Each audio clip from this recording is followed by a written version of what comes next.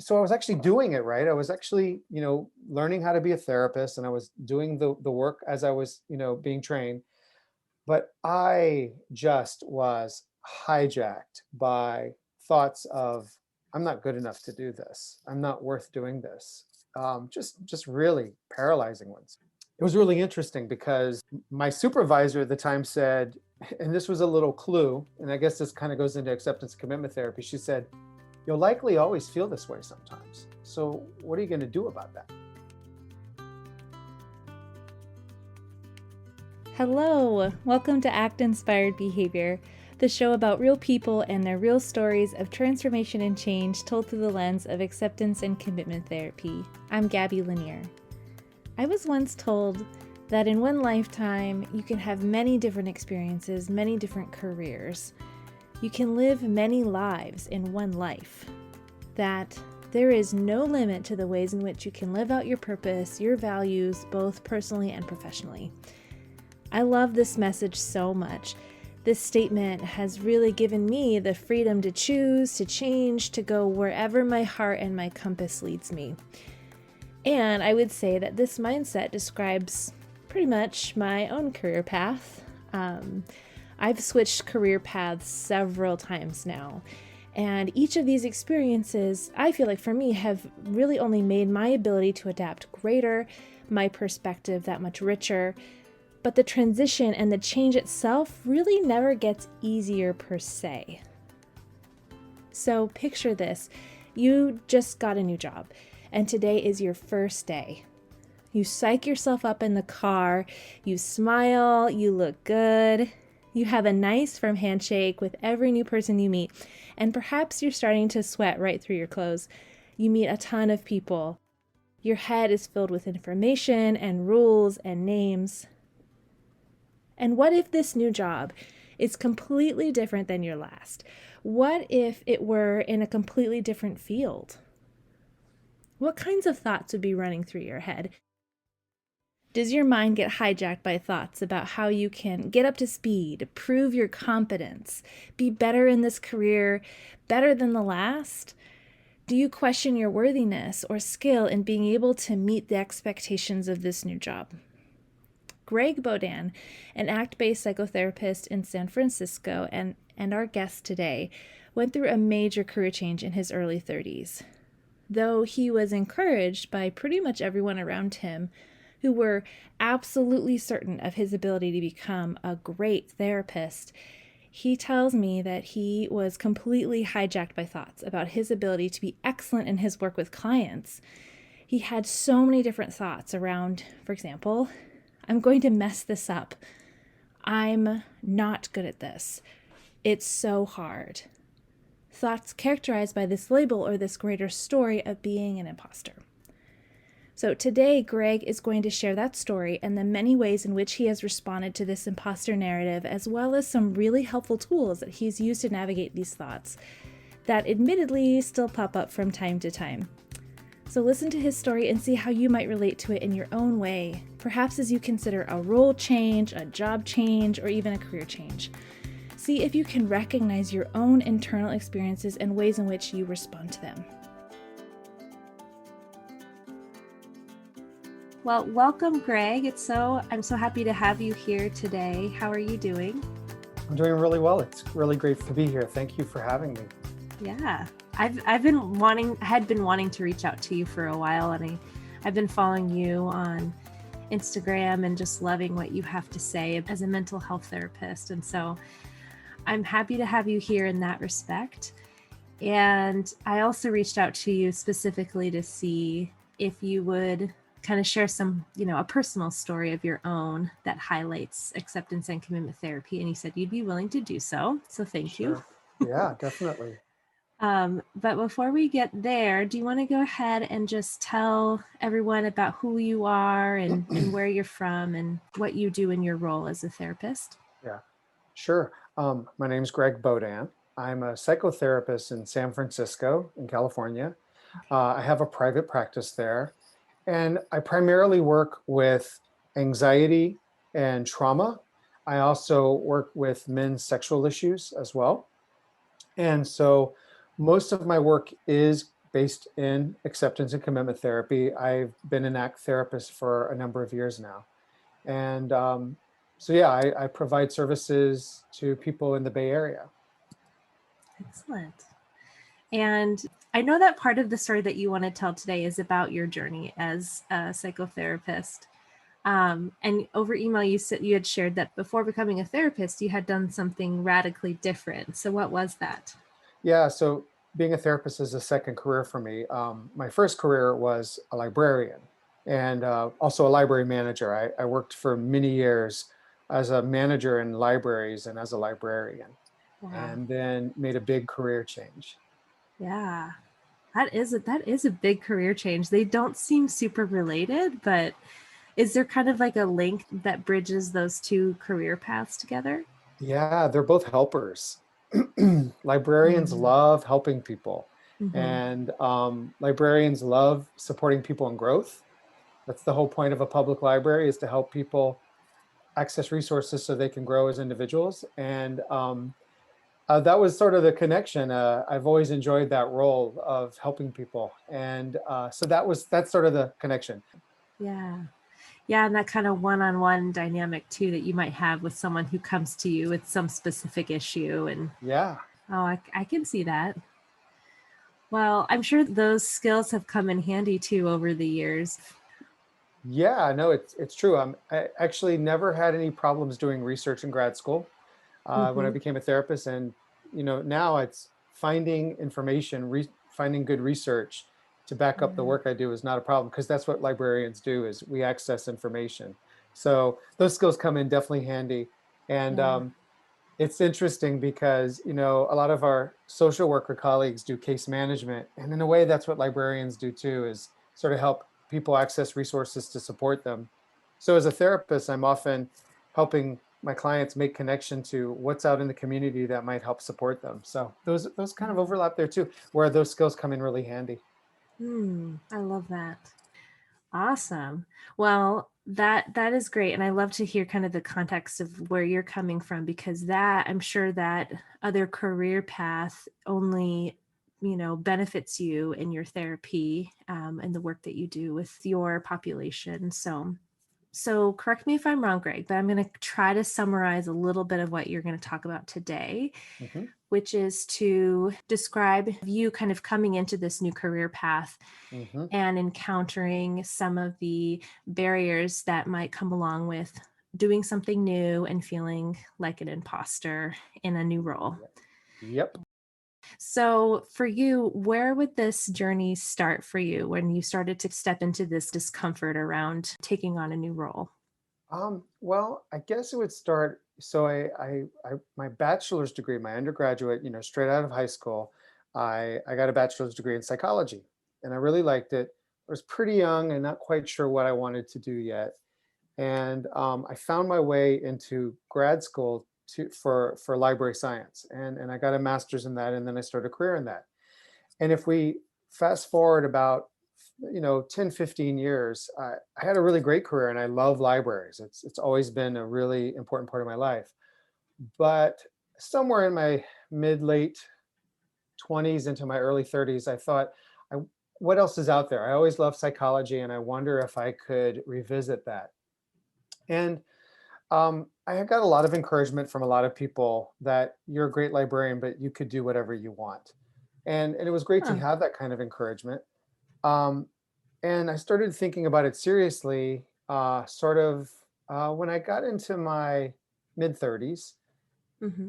and started, thinking about what else could I do. I mean, it's sort of like, it felt like if I was going to do a career change that involved more schooling and more training, this would Mm-hmm. be a good time. Mm. And I got really excited around the idea of that we have multiple potentialities, like we can do more than one thing. And Yes. and I had a wonderful friend who, has been my friend for years, who reminded me, you've always been a helper. You've always been someone who enjoys supporting other people. So chances are you probably need to do something like that. And that was a good point. And then it hit me. I'm like, I have a bachelor's degree in psychology. I really do. The parts of my job in libraries I like are the people parts, the supporting people parts. And so I sort of landed on, I think I want to be a therapist, a psychotherapist. And so in my late 30s, I guess is where this really starts, is I went to grad school. And, I'm in California, and typically you take coursework for a while and then you start actually working with clients like you do, under supervision, Yeah. and actually getting your feet wet in it. And what happened was the classwork part went fine. I've always enjoyed school, and I've always enjoyed learning and learning new theories and stuff. But then I actually had to do the work, and I really got hit with a ton of bricks of I guess we could call it imposter syndrome. Like literally that feeling of I'm so not good at this. I am so inept at this. I know nothing. I think of imposter syndrome as like a mix of like shame and anxiety. Shame, like there's something wrong with me. I'm clearly not cut out for this, and anxiety that I'm going to mess up. I'm going to fail at this. So it's this weird mix, Yeah. and it was paralyzing. So, classwork was going fine, but then when I feel like I was working with clients, I felt like such a novice. It was such a new skill set, and it was so hard. But what was interesting, my supervisor's like, "You're doing a great job. You're exactly where I want you to be. I mean, you're doing exactly what I would expect You should anybody feel to be doing." uncomfortable. Yeah. Yeah, Mm. except that's and I was actually doing it right. I was actually, learning how to be a therapist, and I was doing the work as I was, being trained. But I just was hijacked by thoughts of, I'm not good enough to do this. I'm not worth doing this. Just really paralyzing ones.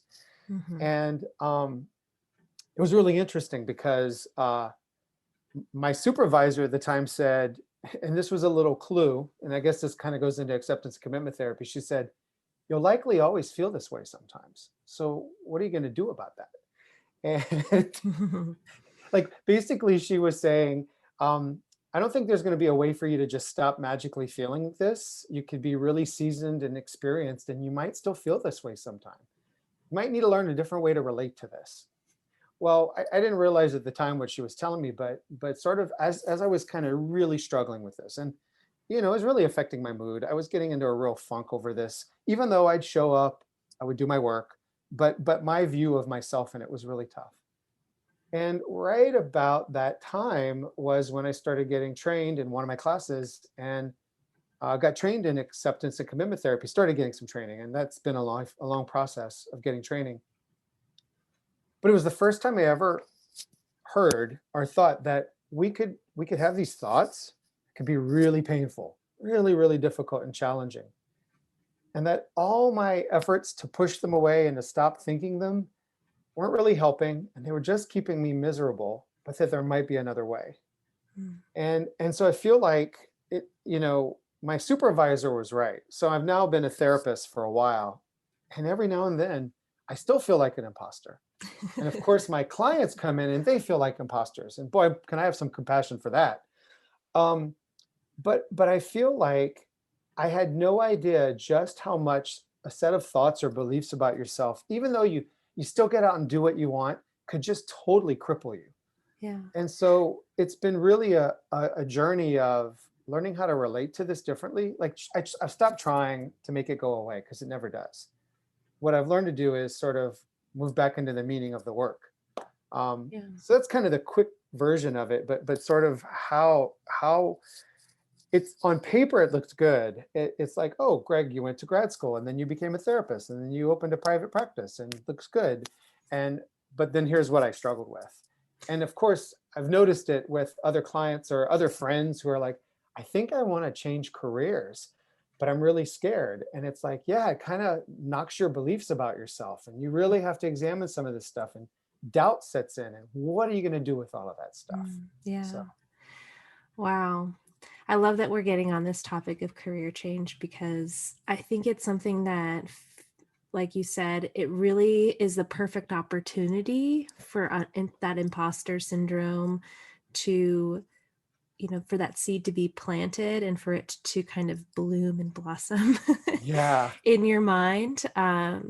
Because you come from a place, like you came from this place, in the library system, you were an expert and you had honed your skills for years.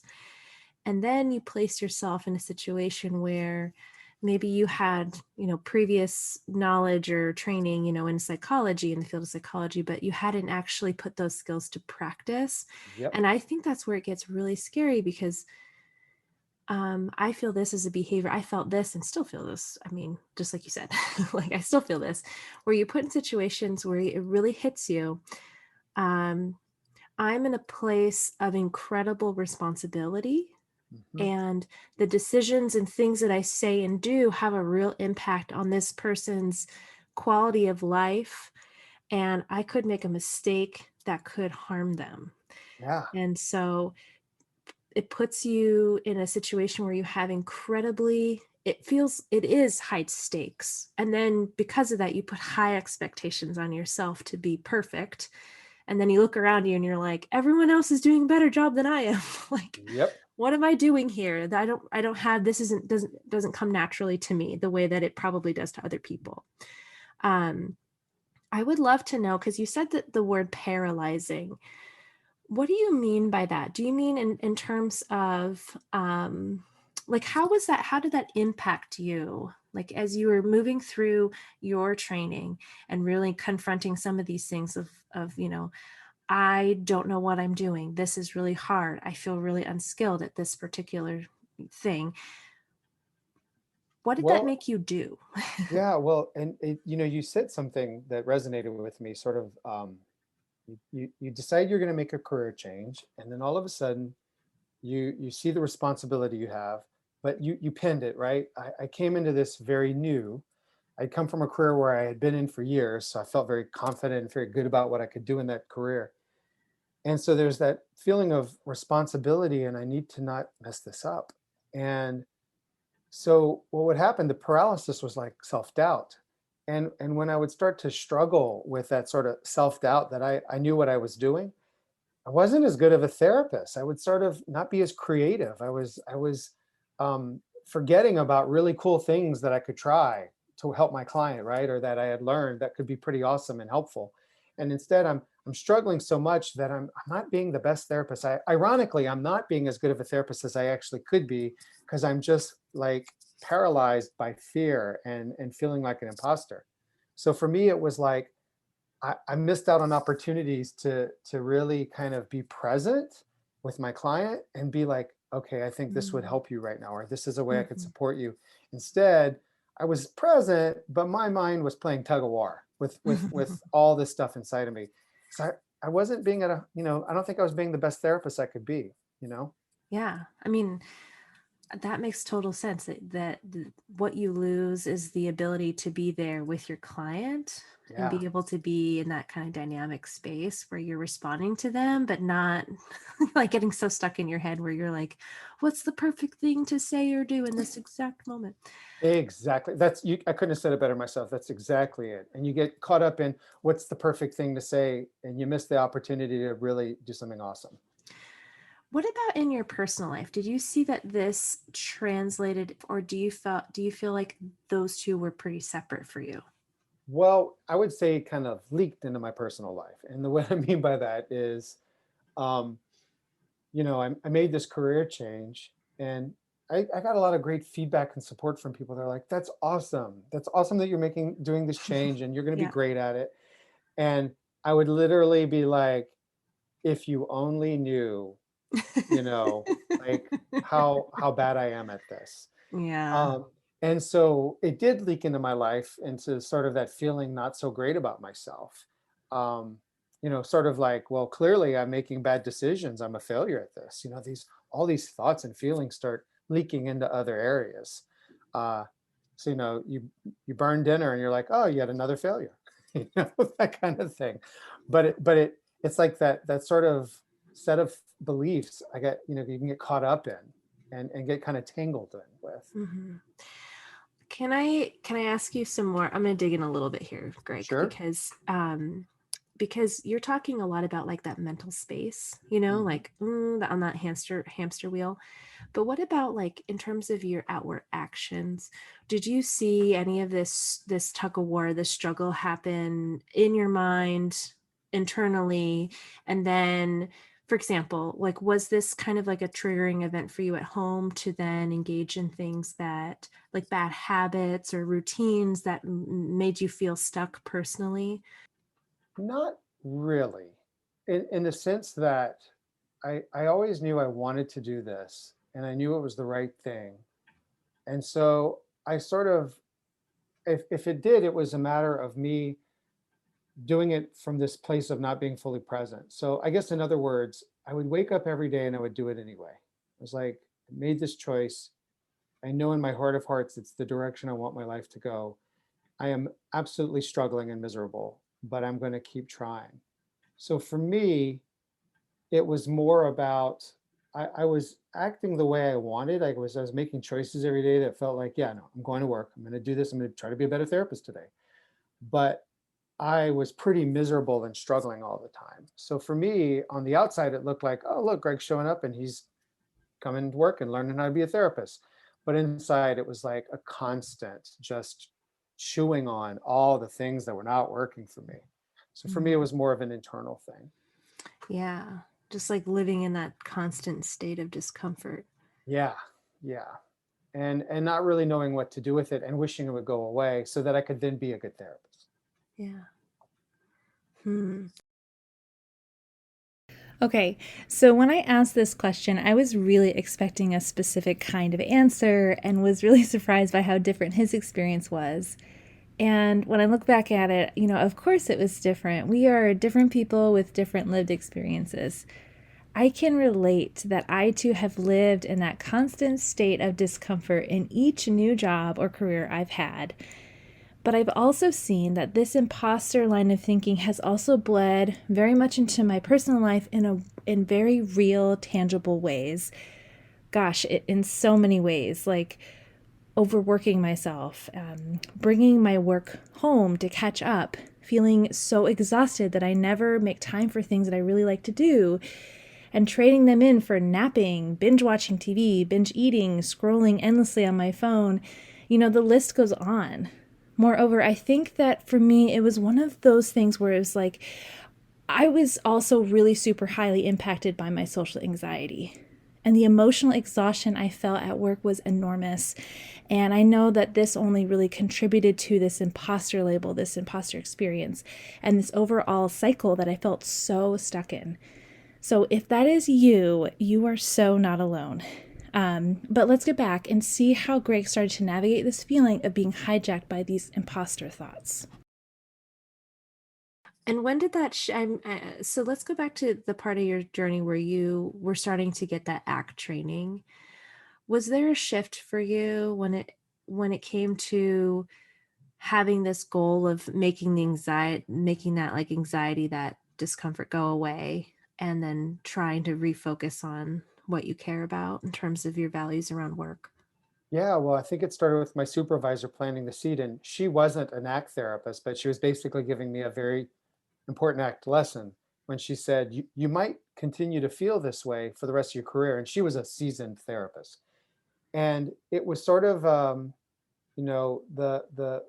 that feeling of like, are you kidding me?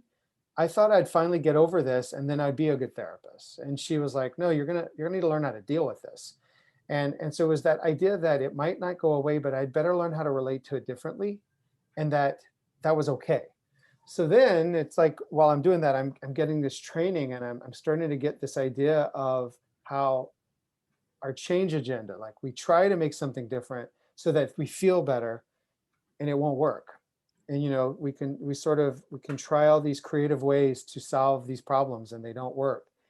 And that moving into more of an acceptance place, that was kind of revolutionary for me. Like seriously, I think I pretty much thought I could problem solve my way through anything. So clearly I just needed more training. I just needed to read another therapy book. I just needed to watch another therapy video to learn more, and I could problem solve my way out of this. And Yeah. instead, I started realizing, well, maybe another way would be to just create some space for the struggle and the thoughts and the feelings that are so overwhelming. And could I approach them differently? Yeah. And boy, did that blow my mind, because I just had never even considered that. That was a possibility. And I kind of feel like it's part of just being socialized in our culture. It's like something's wrong, fix it. fix it. Just go out and problem solve, fix it. Stop crying. Yes. Go to your My room. supervisor's big thing saying, I don't know that you can fix this that way. I don't think you can turn off these feelings and thoughts. So come up with a new approach. So for me, that was kind of where things started to shift. And you know, I don't want to make it sound like it was a light switch. It was more of an ongoing practice. So of being with a client and feeling like, oh, I don't feel like I'm good at this. Ooh, what do I do with that? What do I notice about it? Starting to kind of build up some mindfulness around it. And it took a while, right? It wasn't like, oh, okay, I'll just accept that. That was a hard battle for me. You know? Yeah. Yeah. And it sounds like some of those, like you said, those control strategies were to like learn more, get more training, Mm-hmm. like read, which is kind of funny because again, going back to the library science degree, it just makes sense that that would be Of your course, solution. there's always a book that might help me solve this. There's gotta be an answer somewhere in a book. I just haven't read it yet. But Exactly. your solution was letting go of Yeah. the rope, which Yeah. is in many minds not a solution. Right. Right. And actually, and of course, we're doing this on audio, and maybe you've talked about this in other podcasts, but do you know what those little Chinese finger cuffs are? Have you heard of these? Like the Chinese finger trap. Yes. And so it's like where you put your fingers in and you try to pull them out and your fingers get stuck. Yeah. And the key is you've got to relax so that they loosen up. And I literally had a professor who handed those out in class. And I was like, okay, this is clearly my imposter syndrome. I'm going to have to figure out how to do this differently. I like how they handed them out in class. That's Yeah. perfect. I had a great ACT teacher. So she Oh, passed them out and she's like, this is really what this is all about. Try to get out of these things and your hands get stuck in them. Okay, let's pause again because this metaphor is so powerful. Let's take a moment to try this out. As Greg says, his finger trap was the imposter experience of being a new therapist. But what about you? For me, it was imposter label combined with social anxiety and the need to show up and be on, the obligation to please others, and the desire to stop feeling so damn awkward. Whatever your struggle is, it doesn't have to be big to do this little bit of work. So put your fingers together, pretending to slide them into those woven tubes of your finger trap, and then hold it there for just a second. Then engage yourself in the struggle of pulling your fingers away, trying to release yourself from this trap. You know what would happen. And you know, you're going to have to do it in your mind's eye because you likely don't have a finger trap at your disposal right now. But notice your tendency, just like Greg, that you might think that you can problem solve your way out of this, that you can kind of just pull by sheer force to get out of it. And this confidence that you can disentangle yourself out of the situation, if only you pull harder, it's kind of a trap, literally and figuratively. And this is the perfect setup for this metaphor because the more you pull, the more entangled you become. Now let's look back to what Greg's saying about how he can maybe consider some other alternatives to this dilemma. And she's like, okay, how are you going to get out? And that, you know, we've got to, like you said, drop the rope, let go of the struggle a little bit. yeah. It's so counterintuitive. And Boy, is it. it's hard to wrap your mind around too, because I think, you know, not to go too much off topic, but I think of just this whole craze around like diet culture, you know, Uh-huh. like I feel uncomfortable in my body. Therefore, I must eat better, exercise more. I must have more discipline, more self-control, da, da, da, da, da, da, da. And there is a small segment of that, you know, the nutritional world, you know, that ascribe to the opposite, which is like relinquishing control, like all Mm-hmm. control. And it's really scary. And I've done this multiple times, but I'm now on this kind of path of like, okay, I really am going to just release control over the agenda of being thin, you know. Mm-hmm. um, in service of my values of living a healthy, energy-giving lifestyle, that's fun and adventuresome, and doesn't have anything to do with exactly how I look. It's how I've lived my life, Yeah. So it's really and the same thing with like in your describing in your work, it's this subtle transition, this subtle shift that you don't think is that powerful as you read it in a book. But when you Hmm. really do it, like physically, when you did that finger trap, it's like, oh yeah, like this is how it works. Yeah. And it's hard. It's hard to do. It's hard to kind of get yourself in that space. But once you've practiced it multiple times, it's like you get used to the discomfort, you get used to the practice of it, and it changes that dynamic for you just enough to be like, oh, this actually isn't so bad. Like feeling sad a little bit or feeling this way a little bit isn't actually as bad as I thought it would be. Okay, so now I want you to practice this exact same dynamic. Put those finger trap fingers together again, and rather than trying to pull apart this time, which is really very intuitive to do, allow yourself to just relax into it. To me, it's like taking a deep breath. I do this a lot. I breathe in through my nose like this. I hold it and imagine, myself with those finger cuffs on, and then release out through my mouth like this. And as I'm doing so, my shoulders relax, and I'm also kind of making space, allowing whatever to be there to just show up. Okay, so let's go back to the conversation at hand and see what Greg has to say about the things he's doing to let go and allow for space rather than pulling harder on that trap. I mean, if I think about where I'm at now, so I've been a therapist for years now. I still notice imposter syndrome sometimes, right? I feel that I notice those thoughts and those feelings of like, I'm not worthy or I'm not good enough and whatever. And what's interesting is I notice them, but I kind of notice them sort of like the joke I make with some of my clients. It's kind of like learning to relate differently to the stuff. You know, um, it's like, oh, wow, this is uncomfortable. Yeah, I recognize this. Oh, hello, it's you again. I recognize you. Okay, this isn't comfortable, but I can deal with it. And we kind of can get that for some physical things where it's like maybe you went for a long hike and now you're really sore and you're like, oh, this isn't comfortable, but I'm not gonna panic over it. And it's like, ooh, I'm feeling kind of like an imposter right now.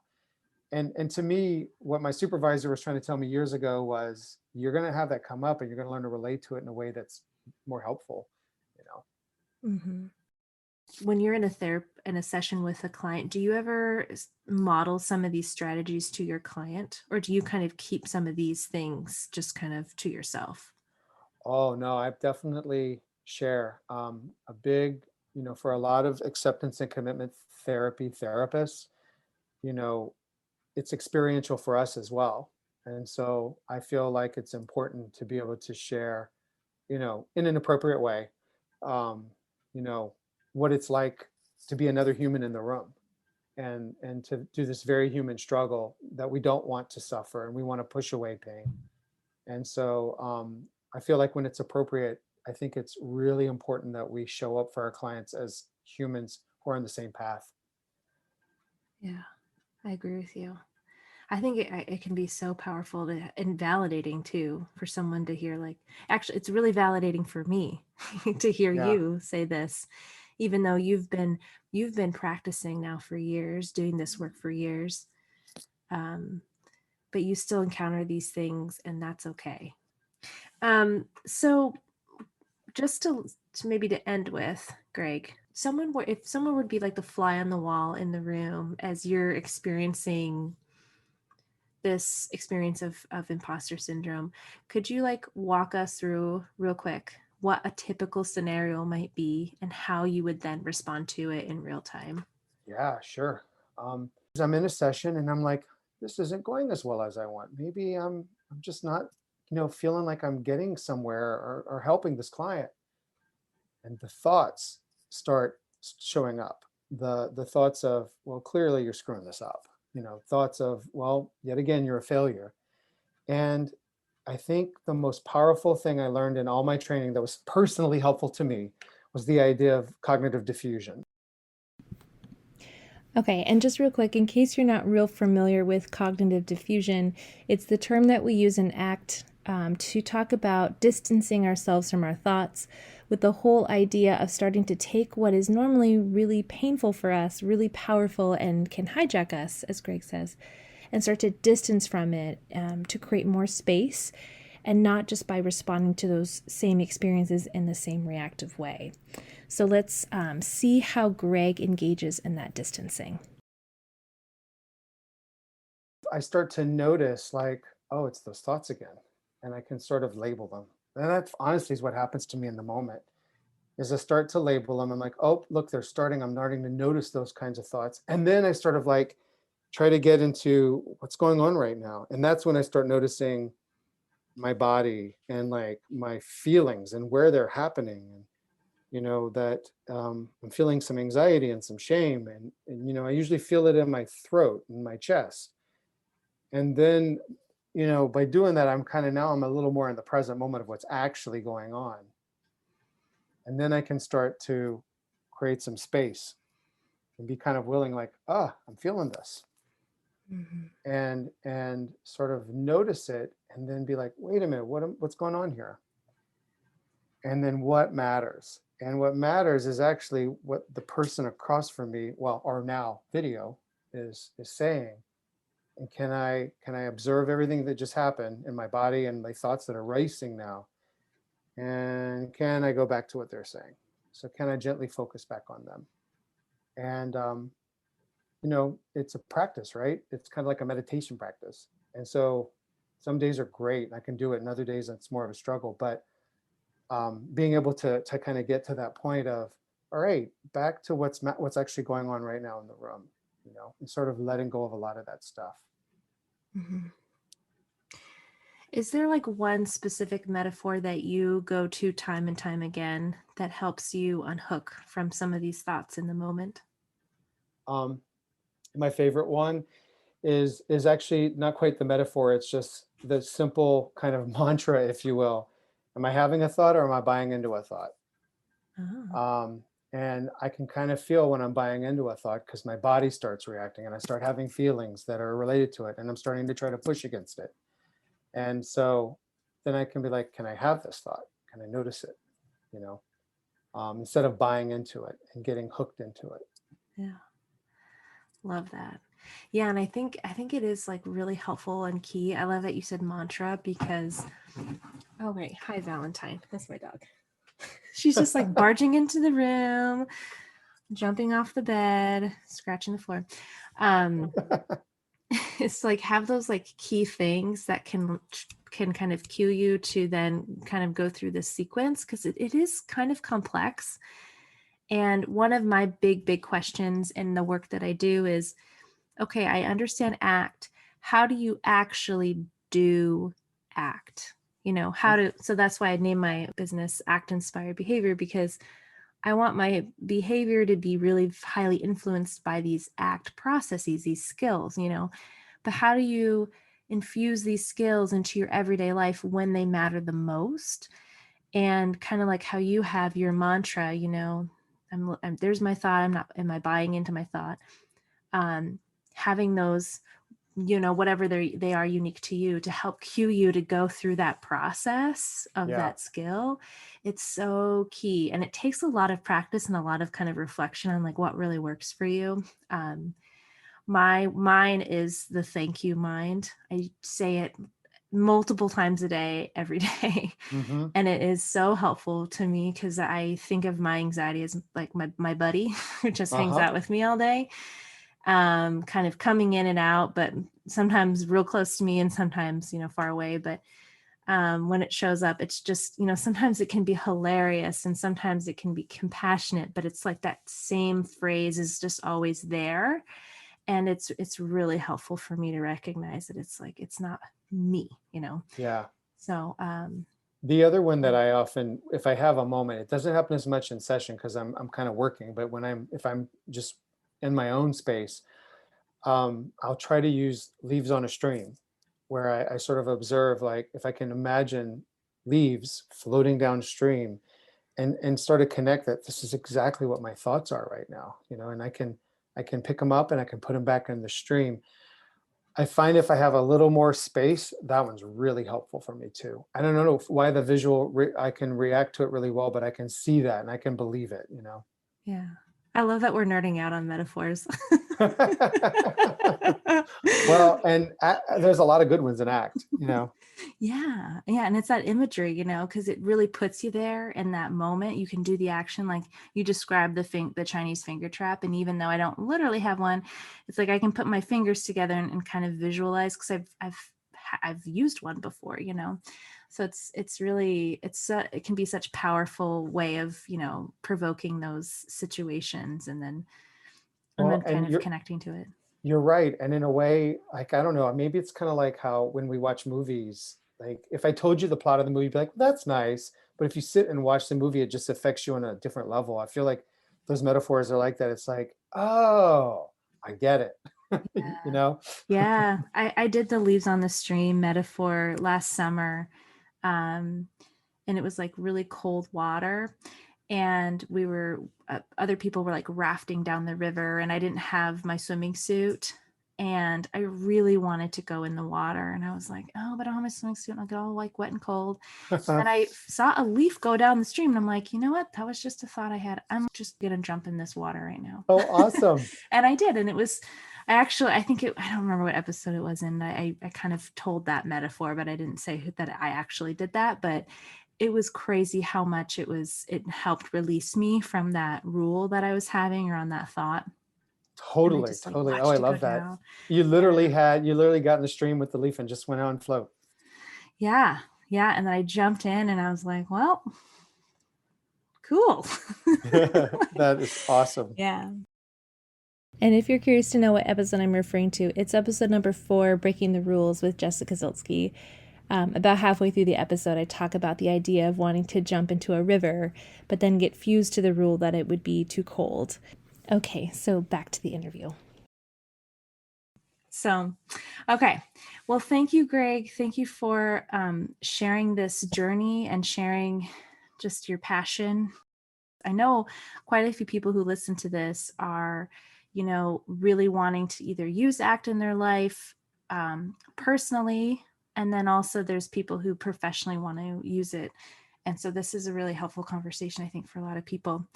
And also I always meet people who want a career change, and it's like, you might get in touch with some of this stuff, and what are you going to do with it? Yes. That part of your story is so helpful too. But before we go, I would love for you to tell people how they can find you if they want to learn more about you, or if they want to follow you on social media. So my website is my name. So it's www.gregbodin.com.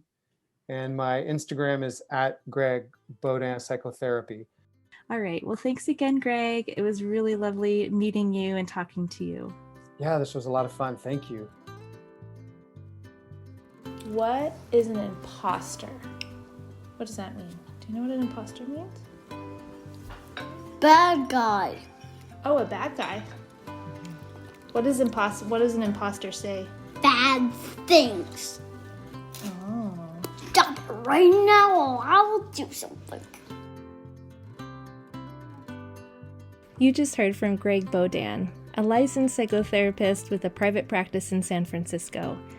Thank you so much, Greg, for telling your story of stepping into a new career and your experience of discomfort, uncertainty, doubt, all of the things that are really uncomfortable to talk about. And also thank you for navigating through it and staying in your field and continuing to work towards your values of being a helper.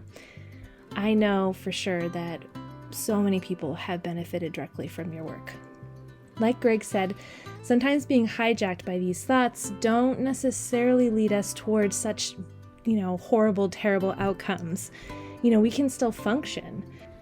But what I love about this story is how it highlights the cost of this rumination, this overthinking, that it takes us out of the moment and back into our heads. But what about if we were able to let go of that finger trap? Stop pulling away from the discomforting thoughts. What would that allow us to do? Could we be better listeners, be more compassionate for others, deepen our own self-compassion, and be the kind of therapist or professional or human that you really want to be, even if it's not perfect? I also want to say that as I'm continuing on my own career path, I've certainly leaned into discomfort. And when it comes to being, an inexperienced business owner, so much discomfort. Being an introverted podcast host, so much discomfort. A novice ACT practitioner, it just shows up everywhere for me, and I'm sure it does for you too. And I want to share that along the way, through the process of doing this podcast, I've grown more and more comfortable with the discomfort. I also realize that the people I want to serve the most are people who share this similar lived experience.